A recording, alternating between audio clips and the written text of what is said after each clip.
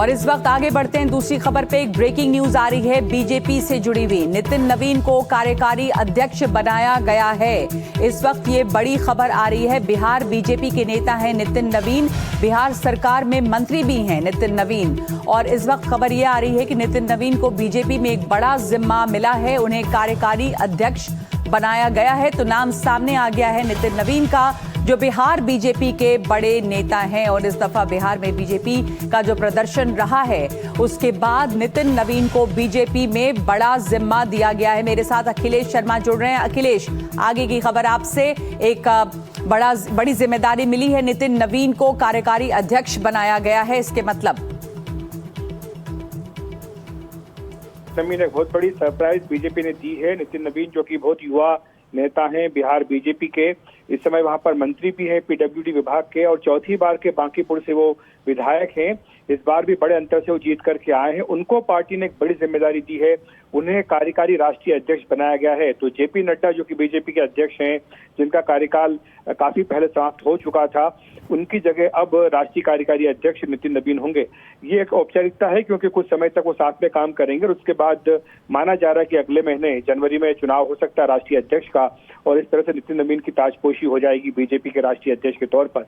ये वाकई एक बहुत बड़ा चौंकाने वाला फैसला है, क्योंकि जितने नाम चल रहे थे किसी को कहीं से दूर दूर तक कल्पबाजी कल्पना नहीं थी कि नितिन नवीन को ये जिम्मेदारी बीजेपी सौंप सकती है। लेकिन बीजेपी नेतृत्व का उनके ऊपर विश्वास है।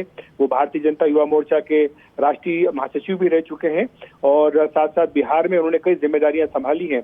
सफलतापूर्वक वो कई मंत्रालयों को देख चुके हैं और मुझे लगता है कि उन्हीं को देखते हुए उनको ये बड़ी जिम्मेदारी देने का फैसला किया गया है।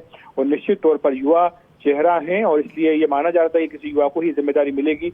और उनको आप ये भी कह सकते हैं कि जो जाति समीकरण है उनको दरकिनार करते हुए नितिन नवीन को बनाया गया है, क्योंकि बीजेपी ने उनके अपॉइंटमेंट में जाति समीकरणों को ज्यादा तरजीह नहीं दी है, बल्कि योग्यता को ज्यादा महत्व देने का फैसला किया है। और ये भी अपने आप में एक बड़ा मैसेज है। और दूसरा बड़ा मैसेज ये संगठन को लेकर है।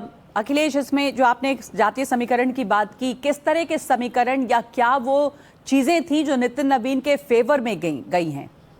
देखिए, जाति समीकरण के हिसाब से तो उनके फेवर में नहीं कोई जाता है, क्योंकि वो जिस जाति से आते हैं उसका कोई बहुत ज्यादा उस तरह की संख्या नहीं है। लेकिन फिर भी बीजेपी ने उनकी योग्यता को महत्व देते हुए ये फैसला किया है और ये अपने आप में एक बहुत बड़ा चौंकाने वाला फैसला है। युवा नेता हैं, इसलिए बीजेपी को जो उम्मीद है कि संगठन को संभालने वाला एक युवा नेता हो, जो संगठन को बहुत बारीकी से जानता हो, समझता हो, सूझता बूझता हो।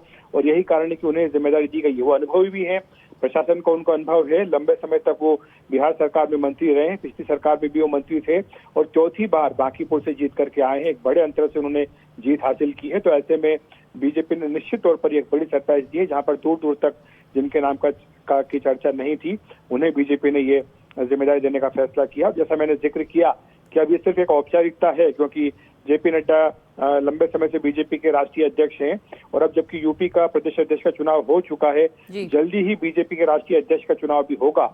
और ऐसे में माना जा रहा है कि जो कार्यकारी अध्यक्ष होता है उसकी ही ताजपोशी बतौर राष्ट्रीय अध्यक्ष होती है।